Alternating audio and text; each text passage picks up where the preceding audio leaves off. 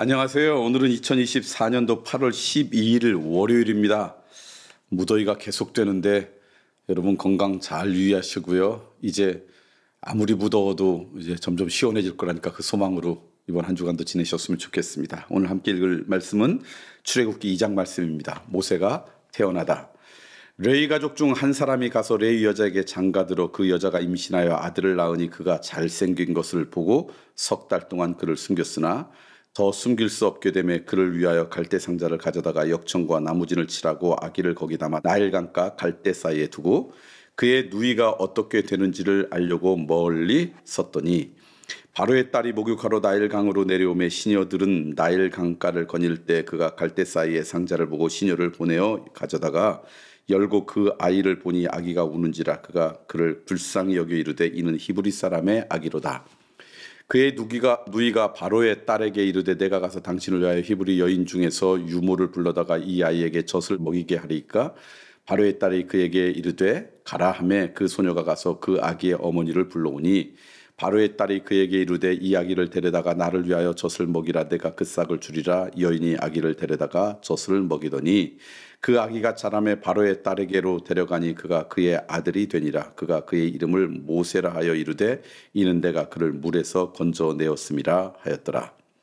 모세가 미디안으로 피하다. 모세가 장성한 후에 한 번은 자기 형제들에게 나가서 그들이 고되게 노동하는 것을 보더니 어떤 애굽 사람이 한 히브리 사람 곧 자기 형제를 치는 것을 본지라. 좌우를 살펴 사람이 없음을 보고 그 애굽 사람을 쳐 죽여 모래 속에 감추니라. 이튿날 다시 나가니 두 히브리 사람이 서로 싸우는지라. 그 잘못한 사람에게 이르되 내가 어찌하여 동포를 치느냐 하매 그가 이르되 누가 너를 우리를 다스리는 자와 재판관으로 삼았느냐. 내가 애국 사람을 죽인 것처럼 나도 죽이려느냐. 모세가 두려워하여 이르되 일이 탈로 되었도다. 바로가 이 일을 듣고 모세를 죽이고자 하여 찾는지라. 모세가 바로의 낯을 피하여 미디안 땅에 머물며 하루는 우물 곁에 앉았더라. 미디안 제사장에게 7딸이 있었더니 그들이 와서 물을 길어 구유에 채우고 그들의 아버지의 양떼에게 먹이려 하는데 목자들이 와서 그들을 쫓는지라. 모세가 일어나 그들을 도와 그 양떼에게 먹이니라. 그들이 그들의 아버지 르우엘에게 이를 때 아버지가 이르되 너희가 오늘은 어찌하여 이같이 속히 돌아오느냐.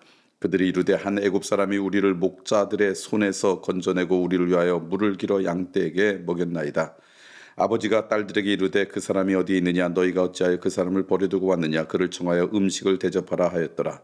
모세가 그와 동거하기를 기뻐하며 그가 그의 딸 십보라를 모세에게 주었더니 그가 아들을 낳음에 모세가 그의 이름을 게르스롬이라 하여 이르되 내가 타국에서 나그네가 되었음이라 하였더라. 열흘 후에 애굽 왕은 죽었고 이스라엘 자손은 고된 노동으로 말미암아 탄식하며 부르짖으니 그 고된 노동으로 말미암아 부르짖는 소리가 하나님께 상달된지라. 하나님이 그들의 고통 소리를 들으시고 하나님이 아브라함과 이삭과 야곱에게 세운 그의 언약을 기억하사 하나님이 이스라엘 자손을 돌보셨고 하나님이 그들을 기억하셨더라. 아멘. 출애굽기 2장 말씀입니다. 모세가 태어나서 이제 모세가 자라는 그런 과정의 말씀이 오늘 말씀이죠.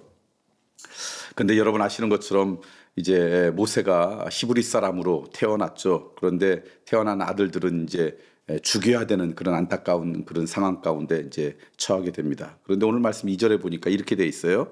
이 모세를 처음 낳았을 때죠. 아직 이름이 모세도 아니었을 때인데 임신하여 아들을 낳으니 그가 잘생긴 것을 보고 석 달 동안 그를 숨겼다. 여러분 자녀를 낳아보신 분들은 알 거예요. 아이를 낳자마자 잘생긴 아이들이 있습니까? 다 이목구비가 잘생기지도 않고 그리고 얼굴이 몇 번씩 변하잖아요. 그런데 임신하여 아들을 낳으니 그가 잘생긴 것을 보았다. 이 얘기는 진짜 외모가 잘생긴 게 아니라 엄마가 보기에는요 고슴도치도 이쁘게 보이는 거죠. 자녀들을 바라보는 부모의 입장은 다 멋있고 이쁘게 보이는 거예요. 이것은 객관적인 잘생김의 모습이 아니라 그를 향한 어머니의 사랑의 모습이다.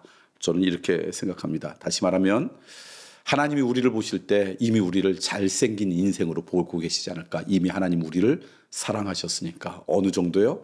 예수 그리스도를 희생시켜서 우리를 구원할 만큼 사랑하셨으니까 하나님은 우리를 일단 사랑의 마음으로 우리를 이미 잘 보고 계시다. 그러니까 여러분이 하나님 앞에 잘 보이려고 하는 의무감으로 살아가는 것이 아니라 하나님으로부터 사랑받고 은총받았다는 기쁨으로 살아가는 인생 되었으면 좋겠고요. 하나님이 나를 내 조건과 상관없이 이미 사랑하시고 잘 보고 계셨다는 은택을 입은 인생이기 때문에 누군가를 바라볼 때 그런 마음으로 바라봤으면 좋겠어요. 그래서 여러분, 누군가를 위해서 사랑하는 마음을 먼저 주세요라고 하나님 앞에 간구하고 하나님으로부터 사랑하는 마음이 나한테 임하면 다 좋게 보이게 돼 있어요. 그런 인생으로 살아가는 그런 아름다움이 우리의 인생 가운데 있기를 소망합니다. 자, 그 다음에 이제 이 모세가 여러분 아시는 것처럼 하나님의 돌보심 때문에 잘 자라고 나서 궁중에서 살다가 그리고는 어느 날 나와 보니까 애굽 사람이 자기 동족을 쳐 죽이는 걸 보고 막 괴롭히는 걸 보고 그리고는 그 사람을 죽이고 또 자기들끼리 싸우는 걸 보고 너희들이 왜 이렇게 싸우느냐 말리려다가 오히려 자기의 잘못이 드러나게 되는 그런 과정이 나오죠. 자, 보세요. 모세가 지금 자기의 이익과 유익을 위해서 일을 했습니까? 아니면 자기 동족을 도우려고 했습니까? 모세가 지금 자기의 안위와 자기 안전을 위해서 그런 일을 했습니까? 누군가가 고통받고 안타까워하는 사람을 돌보려고 일을 했습니까? 다 뒤에죠. 선한 목적과 선한 의도로 일을 했지만 그러나 사람부터도 존중받지 못하고 오히려 그것 때문에 어려움에 처한 상황이 되었다라는 거예요. 지금도 마찬가지입니다. 우리가 사는 이 사회가 하나님의 공의가 흐르지 않고 여전히 죄의 영향력이 있다면 선한 의도와 좋은 목적을 갖고 내가 누군가를 도와도 결과가 좋지 않을 수 있어요. 내가 선한 의도와 좋은 목적을 갖고 그리고 좋은 일을 위해서 누군가의 안타까움을 해서 도와면 늘 결과가 좋아야 된다. 이게 우리의 소망이지만 그러지 않을 수 있다. 그러므로 오늘 우리들이 성경에서 그러잖아요. 너희들이 선을 행하다가 낙심하지 말라. 그러니까 그 결과가 좋지 않을 수도 얼마든지 있다. 모세가 그랬다. 그걸 여기서 깨달을 수 있고요. 두 번째는 모세의 신앙적인 면을 보면 하나님 앞에 의지 않고 내가 갖고 있는 능력, 내가 궁중에서 자랐으니까 분별력도 있죠. 그리고 무엇보다 좋은 교육을 받았으니까 아마 힘도 무술도 옛날 교육에는 무술도 있으니까 그렇게 좋은 힘도 있고 무술도 있었을 것 같아요. 자기의 능력만 가지고 살아가면 아무리 좋은 의도가 있어서 결과가 은혜가 아닐 수가 있다. 이 모세의 모습을 통해 이 두 가지를 동시에 깨닫습니다. 선한 의도로 좋은 일을 해도 결과가 좋지 않을 수 있고 그리고 보니까 하나님과 상관없이 내 의욕만 갖고 내 능력만 갖고 그러면 얼마든지 결과가 좋지 않을 수 있다. 이런 안타까움이 우리의 삶 가운데 없었으면 좋겠다. 마지막으로는요. 결국 미디안으로 쫓겨나죠. 40년 동안 미디안에서 광야 생활을 합니다. 그것이 모세에게는 기쁜 일은 아니었을 거예요. 그렇잖아요. 공중에서 살았습니다. 좋은 의도로 일을 했어요. 그런데 오히려 쫓김을 당해요. 그 40년이 얼마나 고통의 그런 시간이었겠어요? 그것을 알 수 있는 게 모세가 그곳에서 시프라와 함께 첫 번째 아이를 낳습니다. 근데 아이의 이름을 게르솜이라고 이야기했어요. 게르솜이라고 하는 이야기는 뭐냐? 내가 타국에서 나그네가 되었다. 내가 지금 내가 있을 곳이 있지 아니라 방황하는 인생이고 나그네된 인생이다. 그걸 아들의 이름에 지어줬어요. 그만큼 이 모세는 이곳이 행복한 시간이 아니었습니다. 쫓겨난 시간, 귀양간 시간, 어떻게 보면 정말 자기의 뜻대로 살아가지 못하는 그냥 숨어서 살아가는 안타까운 시간이었는지 모르겠어요. 그런데 결과를 볼 때 이 광야 같은 이 시간을 통해 모세는 성장과 성숙을 이룹니다. 나는 타국에서 나그네 같은 인생이라고 자기 인생을 스스로 좋은 평가를 내리지 못할 만큼 안타까운 시간도 하나님께서 역사하면 나에게 내 삶의 유익이 된다. 그러므로 여러분 광야 같은 생활을 혹시 지내고 계십니까? 그때 여러분 하나님 앞에 이 시간이 나에게 내 삶에 유익이 되고 나를 성장하는 시간이 되도록 그렇게 기도하며 견디는 그런 은혜가 있었으면 좋겠습니다. 자, 오늘 말씀 출애굽기 2장 말씀 함께 나누었습니다.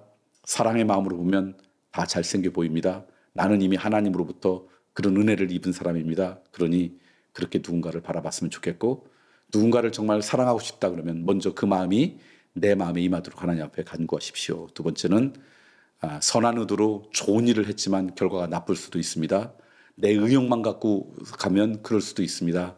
하나님의 은혜가 있지 않으면 내가 아무리 좋은 일을 해도 결과가 나쁠 수 있다는 것.